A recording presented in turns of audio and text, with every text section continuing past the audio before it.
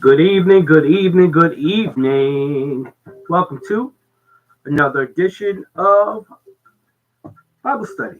Truth Foundation Outreach Ministries social media Bible study going on every Wednesday night, 7 p.m. to 7:30 p.m., 30 minutes of power.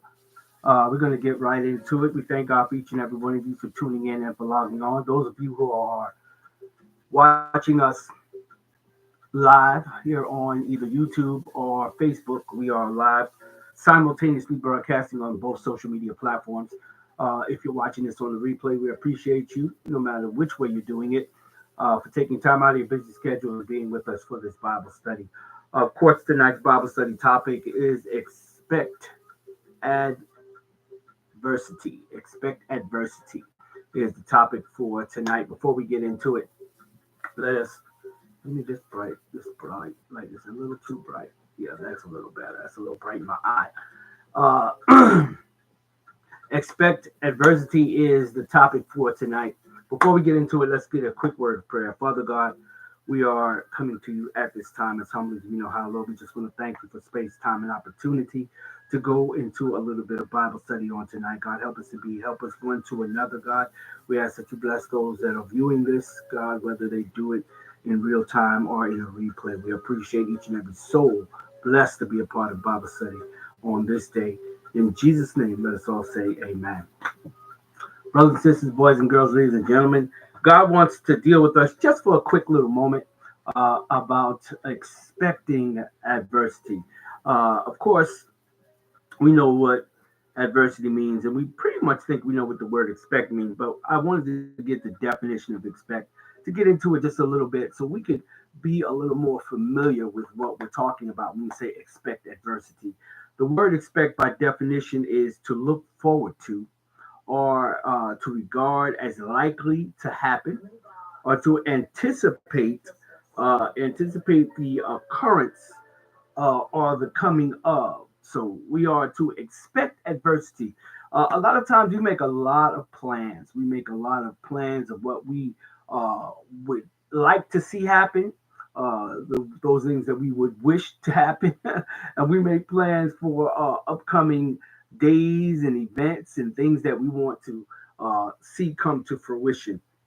But God said, no matter what we plan, we must always expect adversity. Sometimes we don't expect adversity or we don't expect it to happen and we get caught seemingly unaware a lot of times when things happen to us and we say, oh my God, I didn't expect this, I didn't expect that, or why do we happen, or we fall into the pity parties of why is this happening to me, or why none of my plans seem to work out, or nothing I want to happen happens the way I want it to happen, because we don't spend enough time expecting adversity.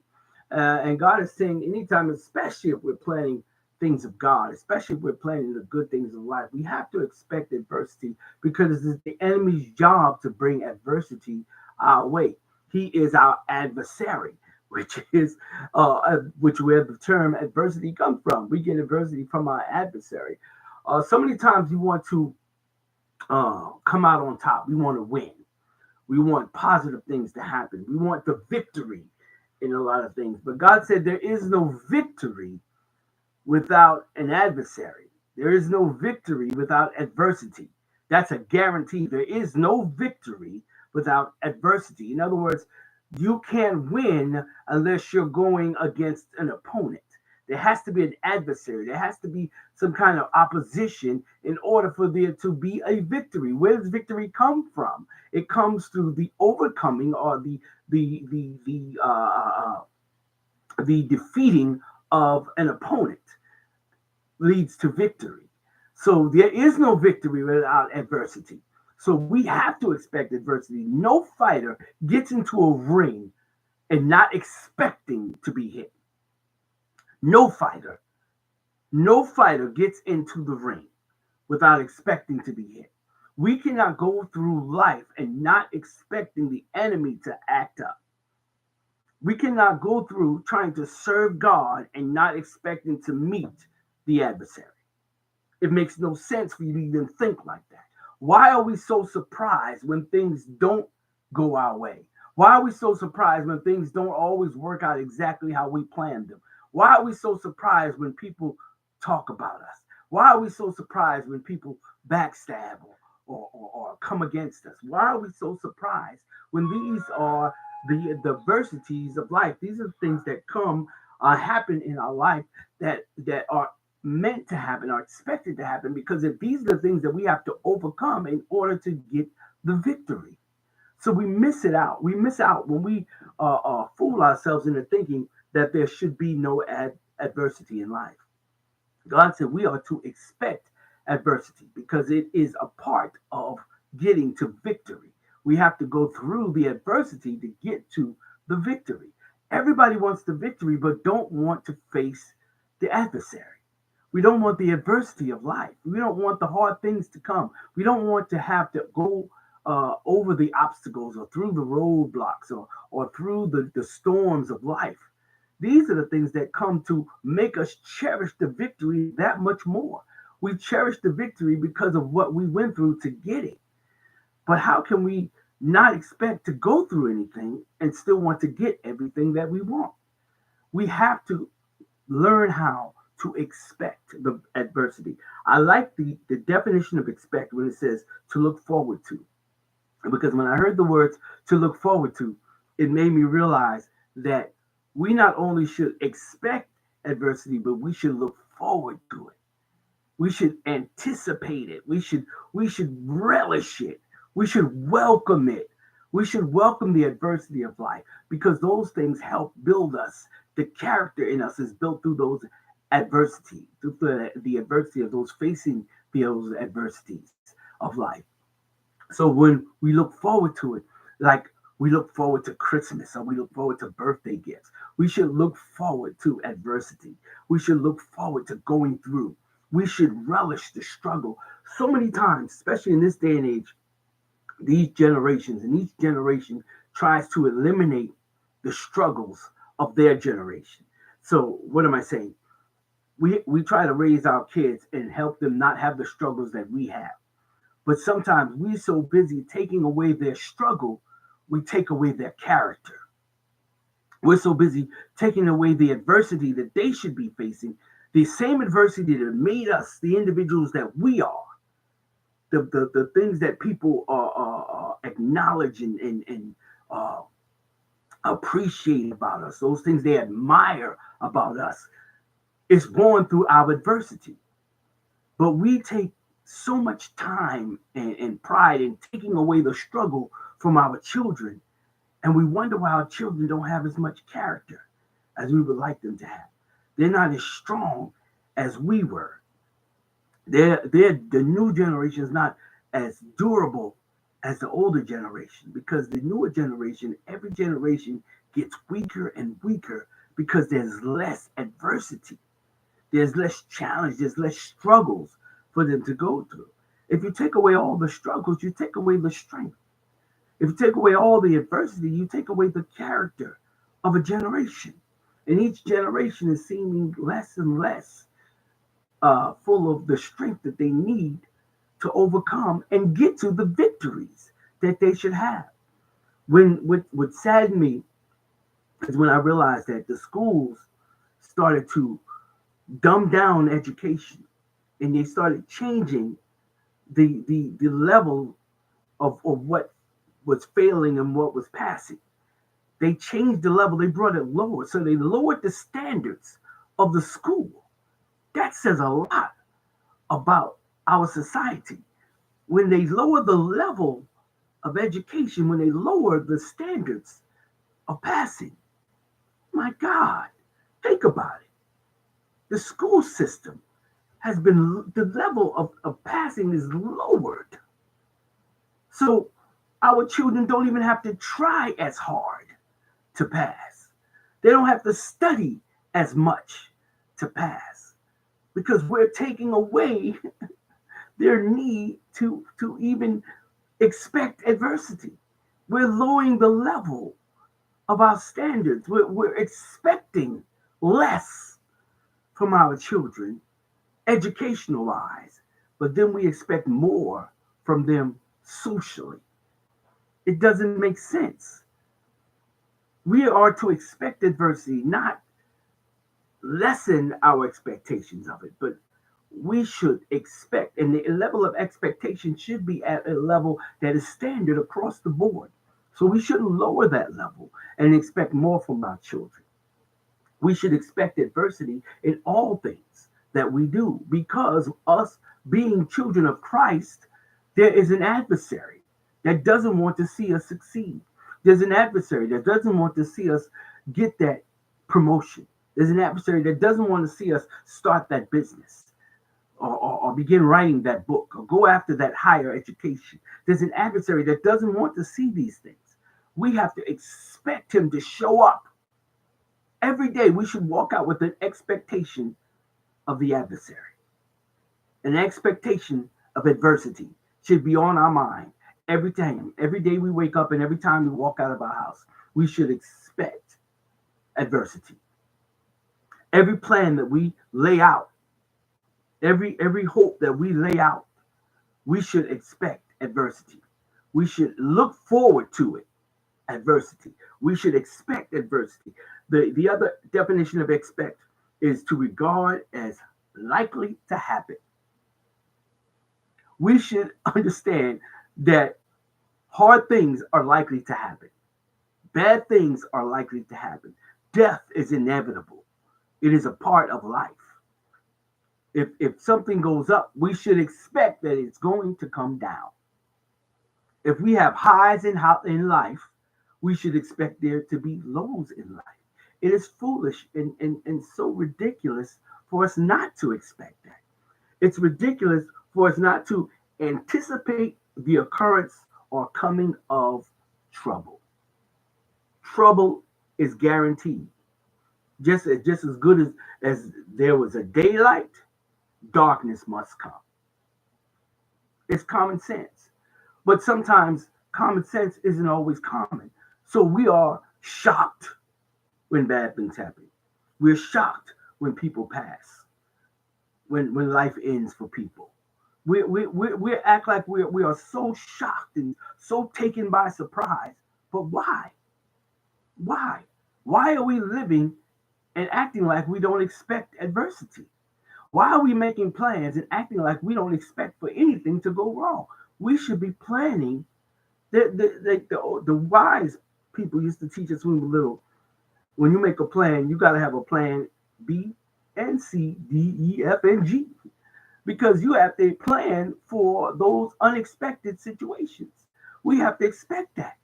So if I'm doing good, I got to expect the devil has to act up somewhere, some way, whether it be in my finances or in my automobile or in my health or with my friends and family members, with acquaintances, or something going wrong in the house, furnace going out, or refrigerator conking out on me, a freezer going out, or some kind of electrical problem. These are adversities. We have to expect adversities because if I'm doing good on one end, the enemy is acting up on another. If something good is going right for me, then something gonna go wrong for me. I have to expect that. I have to expect it. And if it doesn't, wonderful. But when it does, I should not be in shock and awe. I should not be taken aback. I should not be devastated because the enemy acted up. I should not be devastated because so-and-so turned their back on me, or so-and-so had a bad thing to post about me. I should not be. They're acting up on the job. I should not be surprised. They've been talking about me in the break room. I should not be surprised. Why is that surprising? Why? Why is that surprising? Why is it surprising that your car broke down today? Why is that surprising that right after you spent all your money, some other bill came up? Right after all the money is gone, here comes so and so. This is happening and that's happening. When I had the money, this didn't break down, but as soon as I spent the money, now things are going wrong. Adversity. These are the things that build character in us. And stop trying to take all the struggle away from your children. Stop trying to take the earning and understanding and working out of problems and the problem solving that your children should be learning. You're taking all that from them and you're making their life that much harder. And they wind up resenting you on the back end that much more. We can't relish in the struggles that we went through that made us who we are and then take all that away from our children and expect them to be just as good, if not better, than us. It makes no sense. It makes no sense. It is the adversity that builds character. It is the adversity that makes us stronger, makes us wiser, makes us better. Why would I take that from my children? They need their own adversities and struggles, and not they don't need me to take that away from them or help them not to have the struggle. They need for me to share how I got through mine so they can learn how to get through theirs. We're taking away and we're taking away the wrong things and we're not sharing the right things. We should be sharing the information of how we got through our struggles so they can get through theirs.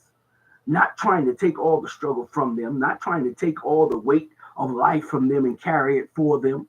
That's not what we're supposed to be doing. Because we got enough adversity in our own lives that we can't stop adversity in our children's lives. They're going to face it regardless. The thing is, are we going to give them enough tools to work through it? Are we going to give them the right tools to get through their adversity? The Bible speaks so much about our adversary and us dealing with our adversary, have to come in contact with our adversary. The Bible speaks about these things. So we got to know that it's a part of life, and not just for us, but a part of life for our children and the future generations, for our children and our children's children. We have to expect adversity. And the best way to deal with it is to understand that, first of all, it's coming. Now I can make a plan to deal with it. Once I acknowledge the fact that adversity is coming, now what do I do in case of? This is the lessons we need to pass on to our children. What do you do in case of? How do you deal with life? If an EMP hits this electrified world, we run these electric cars and all these smartphones, and if I don't have a phone, what do I do? Do I have these numbers backed up somewhere else? Do I have them written down? Do I have a hard copy? Do I have pencil and paper? Do I have pencil and paper, something we're getting away from? Do I have these things written down? What's the backup plan? Because adversity is coming, so what's the backup plan? Okay, I'm laying this out, and this is what I want to do. What's the backup plan? Because I got to expect adversity. So if I'm expecting adversity, then I have a backup plan. Because that's what a counterpunch is. A counterpunch comes after the punch. So every fighter understands that. There is a punch and there's a counterpunch. When your opponent throws a punch, how do you counter? What's your reply to that punch in the eye? What's your reply to that box in the face? What's your reply? Because this is the person that plans a counter has expected adversity. A person that plans a counter has expected adversity. If you don't have a counterpunch, then you don't expect adversity.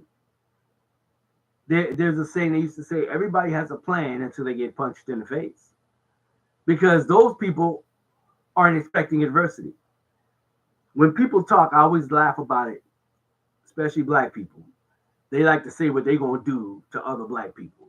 Oh, I'm gonna punch this dude in the face. I'm gonna slap her. I'm gonna slap the taste out your mouth. Okay, after you slap the taste out my mouth, what you expect to be happening next after that? I'm just gonna stand there and be slapped. Oh, I'm a Chris Rocket. Oh, Will Smith just punched me in the face. He just slapped me. No, most black people are not gonna be Chris Rock. So you're not just gonna slap a black person, punch a black person, hit them, and that's that. Because that's not how life works. So you better be ready for the counter. Because everybody else I know, I don't know too many Chris Rocks. I know a lot of Will Smiths. They'll slap the taste out your mouth in a minute. But I don't know any Chris Rocks that just gonna be slapped and then talk about it later. No. Most people I know, the people I'm related to, if you throw a punch, be ready for the counter. Because there's always going to be a counter. It might be a second of, oh, but then the response is the counter. You got to have a response to the enemy. When the enemy acts up in your life, what is your response? When the enemy shows out, how do you show up? What do you do? When plans don't go your way, what do you do? How do you react? Do you cry about it? Do you complain? Or do you go to plan B? No problem, plan B. I thank God I'm in a city that has public transportation. So when the car is down, plan B is I keep my card, my BART card is in my wallet. Even while I was driving my car, I kept the BART card in my wallet. So when the car go down, I pull out my wallet, whip out the BART card, swipe, and I'm gone. I'm keep it moving. Plan B. What's your plan B? Many of us don't have a plan B. We're talking the talk, but there's no plan B. So when plan A gets stopped, we stop. We don't know what to do next because we never planned a plan B. We didn't expect the adversity. We thought we were going to open the business and everybody was going to come running because we opened the business. Now nobody's coming. No business coming. Now, instead of planning the next phase, we're planning to shut it down. You know how many churches I've seen pop up, give it a great name. We're going to go running with it. This is it. People are going to come. They're going to get this word, and I got a word for people, blah, blah, blah, blah, blah. And when they open the doors, nobody's coming, and they don't have a plan B. And as my ex used to say, they have a grand opening and a grand closing because they didn't have a plan B. They didn't expect adversity. They thought when they would open the doors, everybody's going to be excited. But they opened the doors and everybody wasn't excited. And a lot of people had a lot of smart things to say that weren't very nice and a lot of negative things to say. So it wasn't as easy as they thought it was going to be. But instead of having a plan B for the uneasy part, they just shut down. And people do that in life. They have a grand opening and they expect all of this grand things to happen because they started something great in their mind, but it wasn't great to everybody else. So what's the plan B?